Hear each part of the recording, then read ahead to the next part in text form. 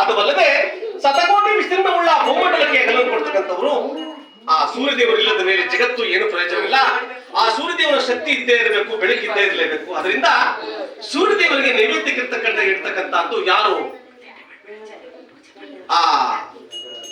ಯಾರು ಗೋಧುಮೆಯನ್ನಿಟ್ಟು, ಆ ಗೋಧಿ ಕಾಳನ್ನಿಟ್ಟು, ರೇಷ್ಮೆ ವಸ್ತ್ರವನ್ನಿಟ್ಟು, ಗಂಧಚಂದ್ರವನ್ನಿಕ್ಕಿ, ಫಲಪುಷ್ಪಗಳನ್ನು ಧರಿಸಿ ಭಕ್ತಿಯಿಂದ ಈ ರೀತಿ ಪೂಜೆ ಮಾಡುತ್ತೆ. ಆದ್ರೆ ಅವ್ರು ಬೇಕಾದಷ್ಟು ಮಾನವರಿಗೆ ಲೋಕಕ್ಕೆಲ್ಲ ಬೆಳಕನ್ನು ಕೊಟ್ಟು ಮಾನವರಿಗೆಲ್ಲ ಒಳ್ಳೆದುಂಟು ಮಾಡ್ತಾರೆ ಮಹಾರಾಜ ಅಂತೇಳಿ 1ನೇ ಪಂಡಿತರು ಹೇಳಿದ್ದಾರೆ. ಆವಾಗ ವಿಕ್ರಮರಾಜರು ಜಗತ್ತಿಗೆ ಸೂರ್ಯದೇವರು ದೊಡ್ಡವರು, ಜಗತ್ತಿಗೆ ಸೂರ್ಯ ಇಲ್ಲದ ಮೇಲೆ ಏನೂ ಆಗಲ್ಲ, ಆ ಸೂರ್ಯದೇವರಿಗೆ ಪೂಜೆ ನಡೀಲಿ ಅಂತೇಳಿ ಹೀಗೆ ಪೂಜೆ ಮಾಡ್ತಾ ಇದ್ದಾರೆ.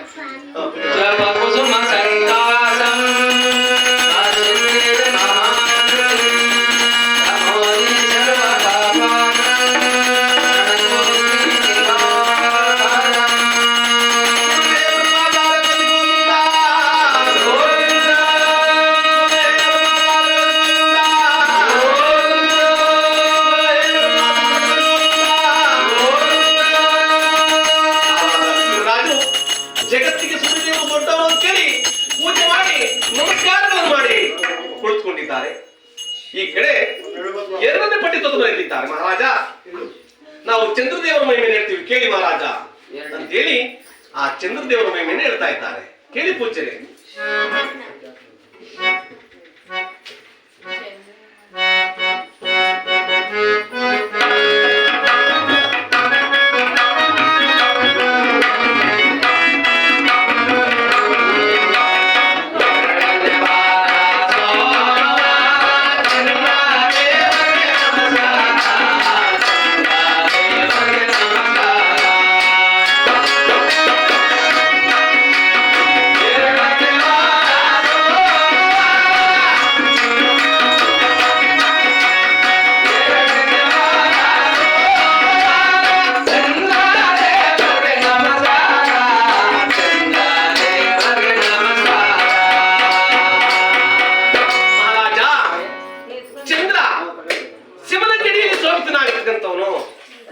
ನಕ್ಷತ್ರಗಳ ರಾಜನಾಗಿರ್ತಕ್ಕಂಥವನು, ಶಸ್ಯ ವರ್ಗಕ್ಕೆಲ್ಲ ಇಬ್ಬನಿ ಅಂತಕ್ಕಂಥದ್ದನಾಗಿ ಅದನ್ನ ಅಮೃತವಾಗಿ ಕೊಡ್ತಕ್ಕಂಥವನು.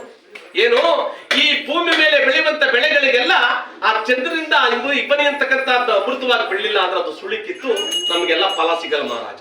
ಯಾವುದೇ ಹೆಣ್ಣಾಗಿರ್ಲಿ, ಬಾಳೆ ಆಗಿರ್ಲಿ, ತೆಂಗಾಗಿರ್ಲಿ, ಮರವಾಗಿರ್ಲಿ, ಗಿಡವಾಗಿರ್ಲಿ, ಯಾವ ರಾಗಿ ಭತ್ತವಾಗಿರ್ಲಿ, ಆ ಚಂದ್ರನಿಂದ ಅಮೃತ ಅಂತಕ್ಕಂಥದ್ದು ಬಿದ್ದು ಮಾತ್ರ ಸುಳಿಕಿತ್ತು ಫಲ ಬಿಡೋದು ಮಹಾರಾಜ. ಅದರಿಂದ ನಮಗೆಲ್ಲ ಫಲ ಸಿಗದು ಮಹಾರಾಜ. ಅದರಿಂದ ಚಂದ್ರದೇವರಿಗೆ ನೈವೇದ್ಯಕ್ಕೆ ಇಷ್ಟವಾಗಿರ್ತಕ್ಕಂಥದ್ದು ಯಾರು ಅಕ್ಕಿಯನ್ನಿಟ್ಟು, ಯಾರು ಗಂಧಚಂದ್ರವನ್ನಿಕ್ಕಿ, ಫಲ ಪುಷ್ಪವನ್ನು ಧರಿಸಿ ಭಕ್ತಿಯಿಂದ ಯಾರು ಚಂದ್ರದೇವರನ್ನ ಪೂಜೆ ಮಾಡ್ತಾರೋ ಅವರಿಗೆ ಇಷ್ಟೆಲ್ಲ ಒಳ್ಳೆದಾಗುತ್ತೆ ಮಹಾರಾಜ. ಆವಾಗ ವಿಕ್ರಮರಾಜರು ಆ ಚಂದ್ರದೇವರಿಗೂ ಪೂಜೆ ನಡೀಲಿ ಅಂತೇಳಿ ಹೀಗೆ ಪೂಜೆ ಮಾಡ್ತಾ ಇದ್ದಾರೆ.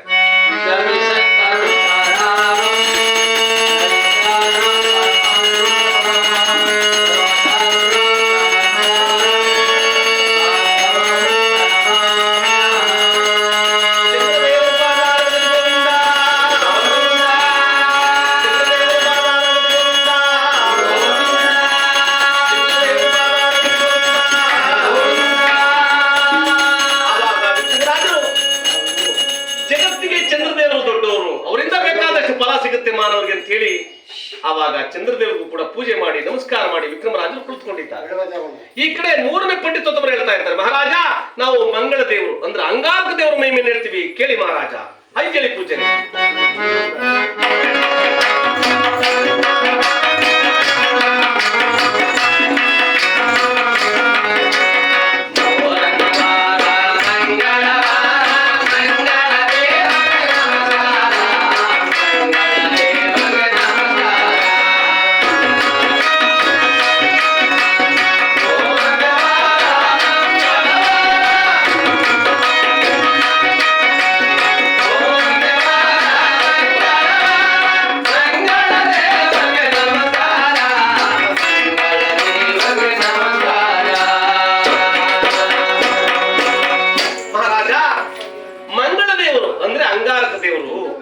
ಅವರು ಮಾನವರಿಗೆಲ್ಲ ಆರೋಗ್ಯ ಭಾಗ್ಯವನ್ನು ಕೊಡ್ತಕ್ಕಂಥವ್ರು ಮಹಾರಾಜ.